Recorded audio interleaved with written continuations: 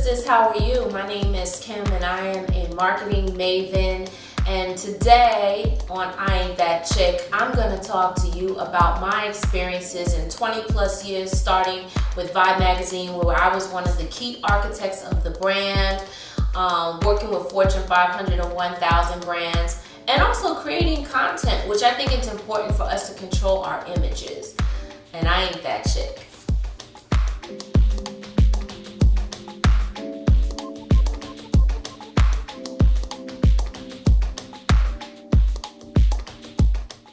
Hey everyone, it's your girl Rae-Shan, and yet you got it. I am back with another fantastic, powerful, empowering episode of I Ain't That Chick. I do have another fantastic guest with me today. Drum roll, please. I do have Miss Kim J. Ford in the studio today. Let me just go on and give you Thank you. Y'all, this one right here is a powerhouse. You're going to enjoy this episode. So Kim, yes. My first question for you is, who is Kim J. Ford? Wow, Kim J. Ford is an only child, born in Queens, New York, to two parents that were grew up in the segregated South. Okay. And that definitely informed who I am. They were older when they had me, so I probably had a slightly old soul growing up. And so my father's from Virginia, my mom's from South Carolina, and they lived in 4 out of the 5 boroughs in New York, settled in Queens, and that's where I was born. And I would definitely say that growing up in Queens, when I did in the 80s, in an urban environment, it was very interesting. There was always, first of all, a generational gap and conflict because they grew up in the rural South. Okay. And so when I was born, it was definitely the tail end of the civil rights era here. And then to see, so a lot of that content would be surrounding me, like on television. You would be able to look back and, as we're looking back now 20 years, we'll be able to look back 20 years. So a lot of that, the civil rights era messaging was always around at that time. Okay. And I knew that this was something that my mom and dad grew up in. But it definitely was a generational gap because at that time I felt like that was the past. Times have changed.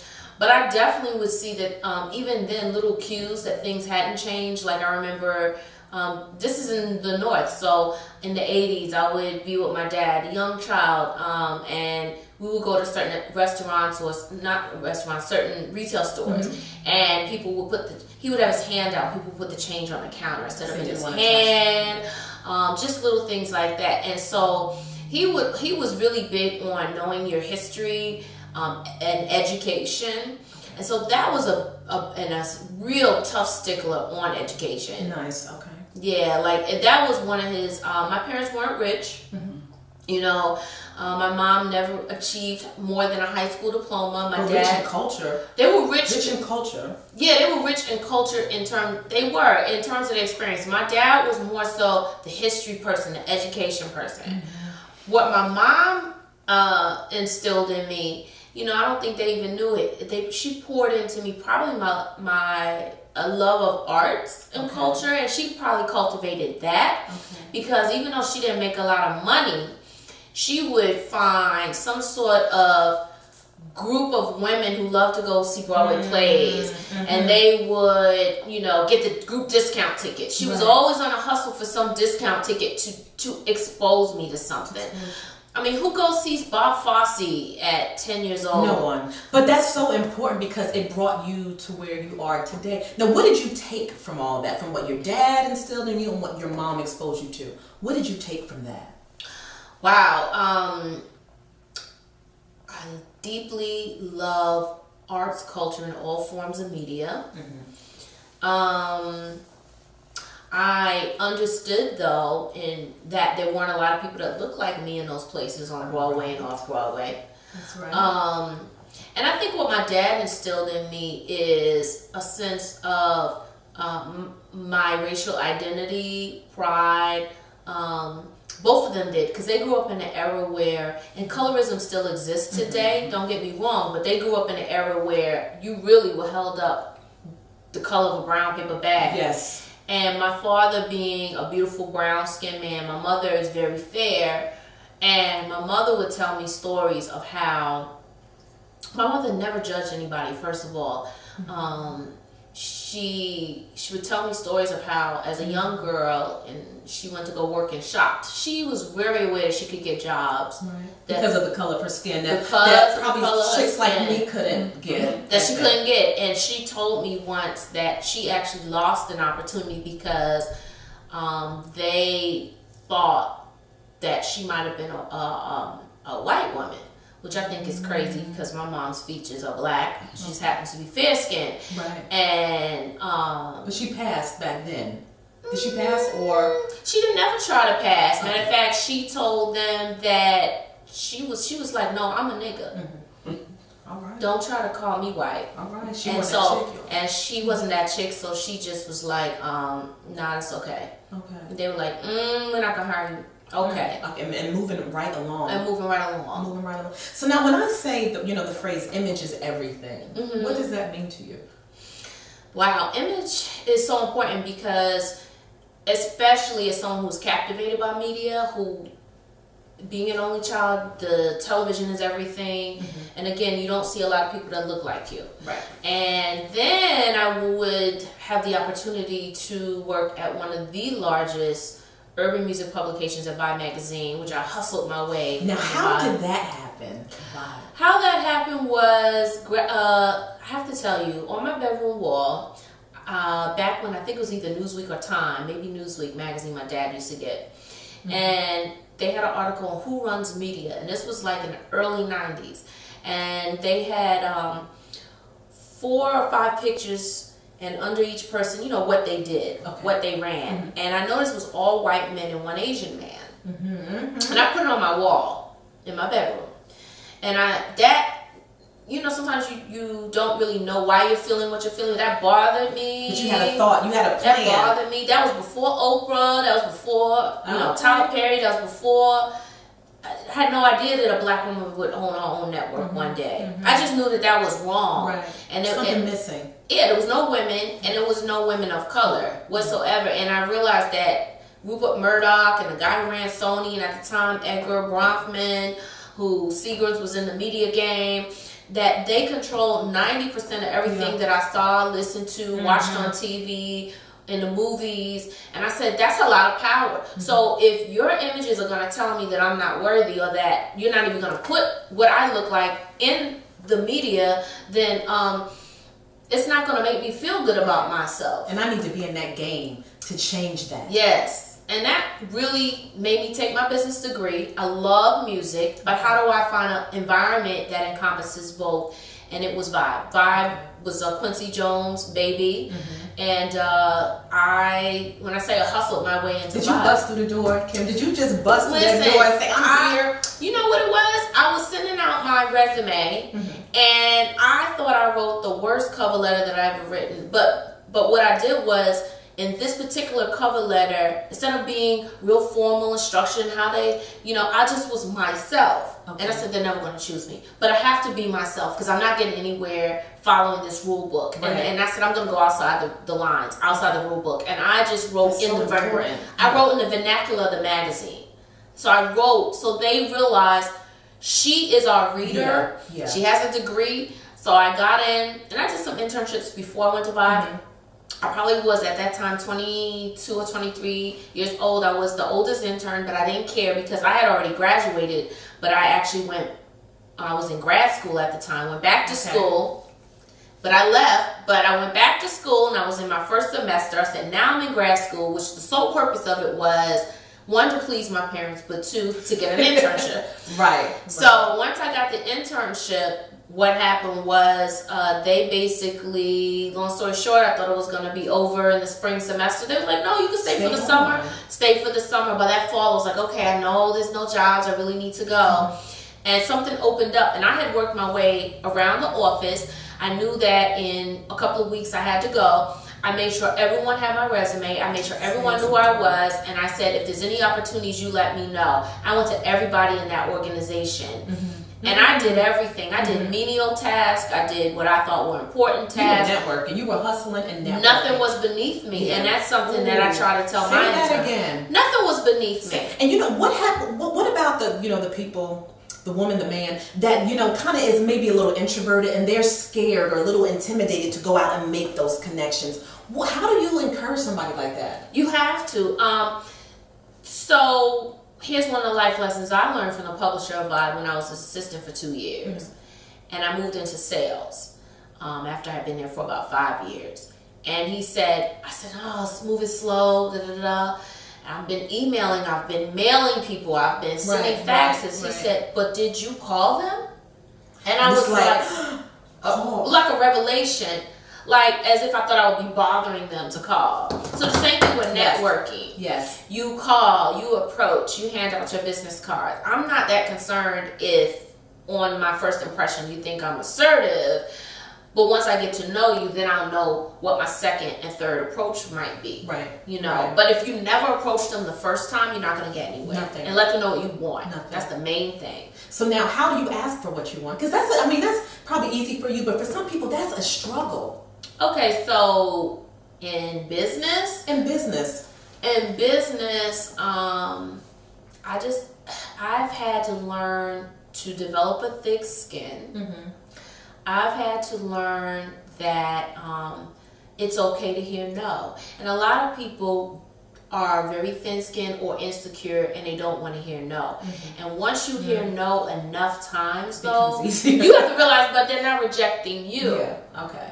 They may be not okay with that particular idea that you're bringing to the table. Right. They may be okay with the second or another idea, but a lot of times to the table. Yes, but that rejection, that hearing no, is like they're rejecting me as a whole human being. Right. No, they're not. They just don't want to talk about that.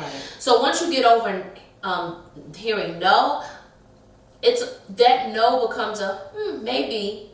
Oh wait, I didn't like that first idea. Let's talk about that. So you don't hear no anymore. You don't hear no. You just hear maybe. Maybe not today. I hear maybe not today. And maybe I should come back to you again. Right, because I don't have the budgets today. Right. So now you have a business, BRND Marketing. Tell me a little bit about it, and like, just what do you do? Like, if I was to come to you, or they want to come to you, because I'm sure you look on Facebook and you see all the people doing their thing. And I'm a firm believer that aesthetics are everything.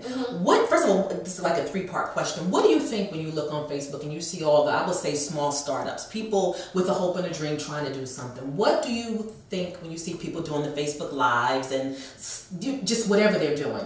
And what do you think about the visual of it? And what's important about the visual aspect of it? Well, what I find is that we live in a world where it's so easy to make yourself really, really big as an organization. But a lot of times I tend to cut through the clutter and see through the smoke and mirrors of it all. Really. You know what I mean? And so that's the main thing. And it depends if you're a for-profit or a non-profit, because I do work with non-profits as well.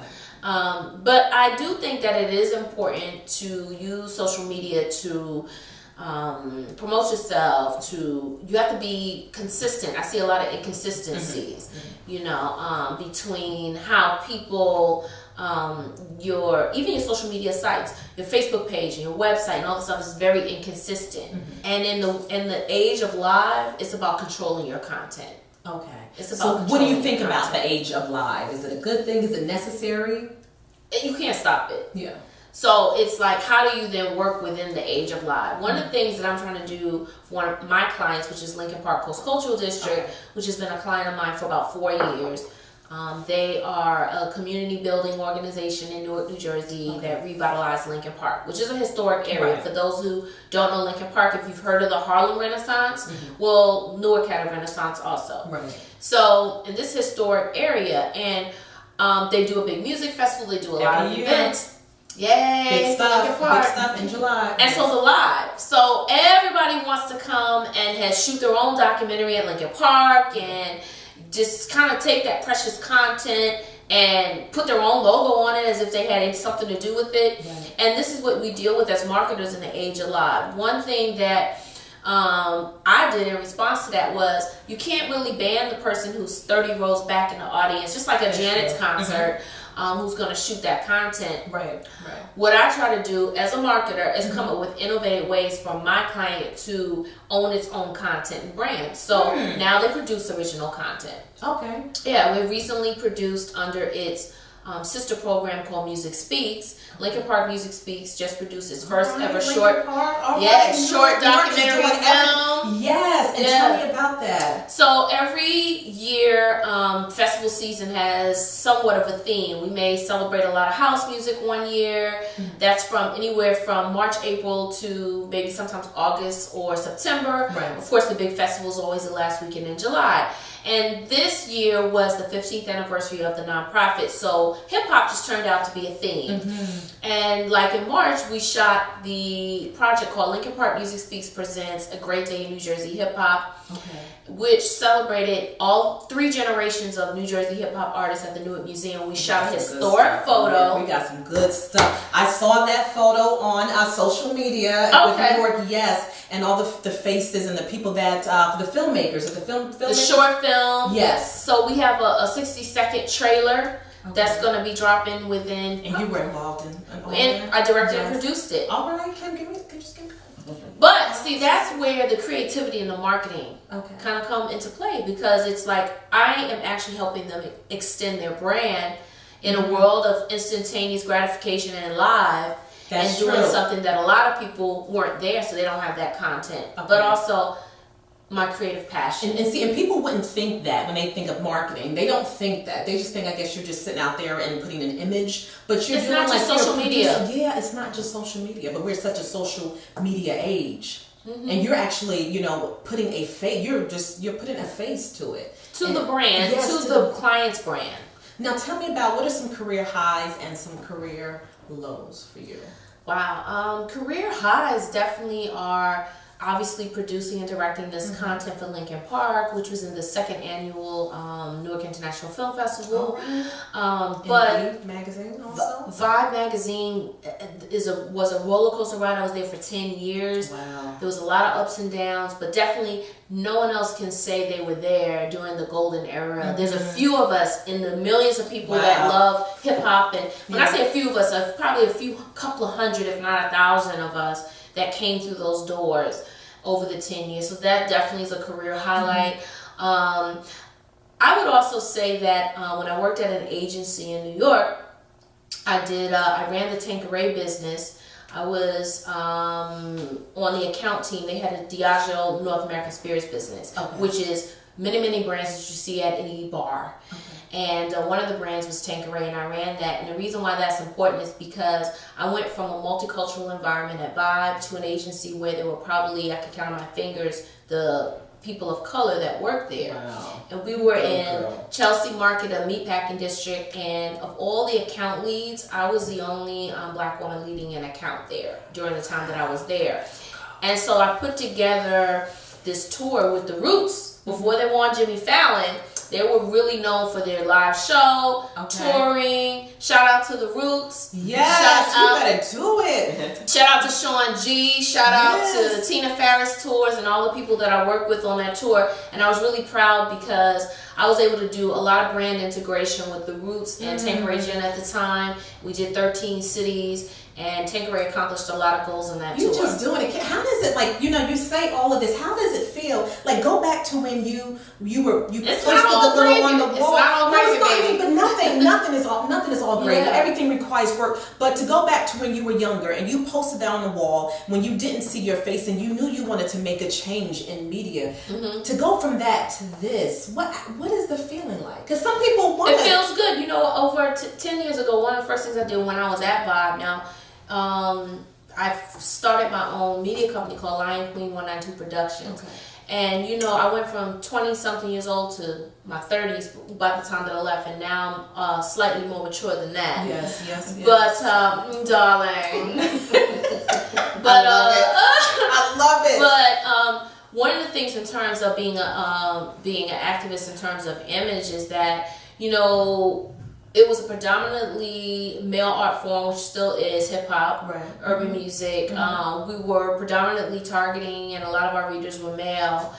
And growing up in hip hop, you don't even realize, I wouldn't call it brainwashing, but you don't realize how numb you become to the language and things like that. In fact, you find yourself repeating it, right? Some of it's not the best. It's not the best, right? So, and then to say, okay, I look back now and realize that I was probably a part of perpetrating certain things. And so now I have an opportunity with my own company, which I'm now starting to really produce content to make a difference. One of the things that I started from my production company was Say Her Name Newark. So that is a multimedia art, social justice movement, I call it. Not an organization yet, but a movement, which we were inspired by two things: the National Say Her Name hashtag, but also to me, the Sandra Bland case was my muse. But I just reached a tipping point where I can't take it anymore. Of course, we had all the shootings and things of all the young black men. But Sandra Bland was a little different. That hit home for you. It did. It hit home for me because I watched the video and I was starting to develop what I call PTSD from all this murder porn that was going on. You know, watching, these people, and literally I'm watching someone get killed. Right. And I had to stop watching You become the video. desensitized to it after a while because we see it so much. But then when after I had did my hoodie for Trayvon and went to the marches and all that, I realized that I didn't see a march for her. I didn't see a march for all the nameless and faceless women.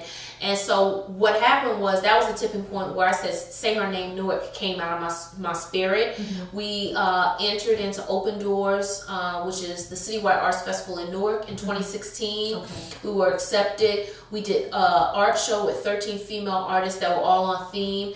The name of the show was Say Her Name Newark, or How to Get Away with Murdering a Black Woman's Identity. Because that happens not just literally like it happened to Sandra Bland, but they're trying to culturally smudge us out with a lot of the images. And we do it to one another. We do it to one another, but when you have a nation that is pretty much endorsing rape culture at the highest levels, when you have a president that is grabbing them in the pussy. And saying my French. Ain't no French about it. It's English. If he's saying it, we're gonna say it. Okay, so when you have a president that, and we knew that, and he still won, then where are we as women of color in that totem pole? Because he was insulting, white women. He's been So where are we? We don't even exist on his totem pole. And because he puts that message out there, Make America Great Again, that's the voice that he's spreading.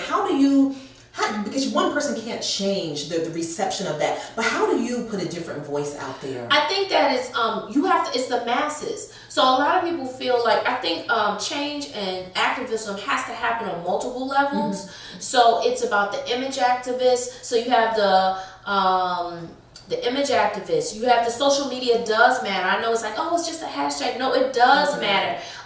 You can embarrass brands into apologizing and changing their messaging, like Nivea gonna make you light and bright and things like that, or Dove or whatever it was. But like so that matters. Black Twitter is very real, but then also you do have to have policy makers. You have to have, I belong to Leadership Newark, which is a public policy organization based in Newark, New Jersey. I'm a fellow for life. And once I went through the program, that also brought me to a point of how you don't only have to be a capitalist with a for-profit. You can do social enterprise and have a way that what you're doing, even for-profit, provides opportunities and can affect change. Like organizations like Founders in Newark, which is a social tech impact company, and how they're making a difference, by doing seed to scale with people who are trying to come up with new apps and technologies that can affect change. So I think the activism piece, when you do an art show, you have all females, what it does is it allows those women to express themselves. Women, I have a woman that was in my show, Queen Moore, who's been very public. I love Queen, who was viciously and brutally attacked Yeah. She shared her as you know, as a woman. And so, but this space is a safe space. I did youth workshops with young girls. I partnered with organizations like She Wins and Sadie Nash Institute, where they came in and did creative writing. And a lot of those young girls said, I'm not a poet, I'm not a writer. No. It's not about that. Write whatever you feel, and they recited it. A voice. They did social justice art. I had a workshop for that all during my exhibition. And this girl was probably the youngest one, might have been 7 or 8 years old. She was very shy, and I just drew her out. I said, "No, baby, you go ahead and draw. You know, whatever." She had the body movement. Yeah, I had to draw her out because that's where it starts. Because that's where it was sparked in me. Yeah. So empowerment from a young age. You gotta pass it on. Speaking to them, speaking life to them. Now you are a mover and a shaker. Yes. So they say. Mover and a shaker. Envy magazine. Tell me about it, because you are on the cover story. Yes. Well, shout out to Envy magazine. Yes, all the movers and shakers, class of 2017. Yes. I'm on the cover with 21 other amazing people that I totally respect and admire, who are also doing amazing things in their fields. I'm just honored because when I look back over my life this year, you talked about the valleys. What I was able to even achieve, and the fact that I'm sitting here with you. I have a mom that I take care of with Parkinson's disease. Wow. That's not easy. Wow. Through this, I've seen the lack of adequate resources for our elders. I've had to be an advocate for her while I'm achieving my business goals. I've had to fight with people who didn't want to make home visits because she lives in Newark. Doctors. And so just being an advocate for her and being able to, I had about 4 or 5 clients this year, was consistently working. I produced, my first film festival. Shout out to Lincoln Park for believing in my crazy idea. We got Lincoln Park Music Speaks produced. To be able to have done all that, despite the valleys of, I made so much sacrifices for the last 7 years to take care of both my parents. I lost my dad 3 years ago. So to be a mover and shaker, to even be considered in that bunch, to be here, sitting here talking with you. That's fantastic. Because you didn't stop. You could have let some of those obstacles stop you. Like you overcome hurdles. You overcome hurdles, and you didn't stop, and you kept going. So now, for some of the I was curling like FloJo. You know what? Hey, and thank you for the FloJos that let us see that it's possible. That is, you don't stop. Now, for some of the young little girls like you that have a dream, have a desire, they want to follow in Kim's footsteps. What would you say to them to encourage them? First of all, for my slightly older young ladies, apply for internships. I have mentored numerous interns over my career, and even as an independent business right now. What age though? Like, is there a limit? Is there a cap? I think internships should be 18 or a very mature 17-year-old rising senior from high school up to maybe 24, because we can never, be too old to be mentored. I think for the younger girls, I love the idea of getting involved with organizations like Sadie Nash, like Girls Live, Love, Laugh. Right. Because what those do, I consider those like feeding, like almost like incubators for the next phase, which is before you come to me. I have to say, I have so enjoyed speaking with you. Especially for social media. There are people on social media, they're famous for, some of them for sex tapes, some of them for what they look like, the big boobs. You are fully covered, fully educated, fully fly, fully gorgeous, a mover and a shaker, handling your business and leaving an impact on the city of Newark and New Jersey and all the other areas that you touch. And from one awesome chick to another, I must say thank you. Thank you. Thank you. Let me give you some love. Yes. Thank you. And y'all, we got to shout out. We got to say goodbye to everybody. Thank you. Where can they find out more about you? Please follow me on Instagram at Kim J. Ford, and I will direct you from there. All right. Bye, you guys. Thank you so much for tuning in. You know what? Reach out to Kim if you got your foundation and everything straight. Reach out to Kim. Find out some more information. Please tune in, IAinThatChick.com. And I love you. Thank you. Love you. Bye-bye. Want to find out more about I Ain't That Chick? Visit our website at www.IAinThatChick.com.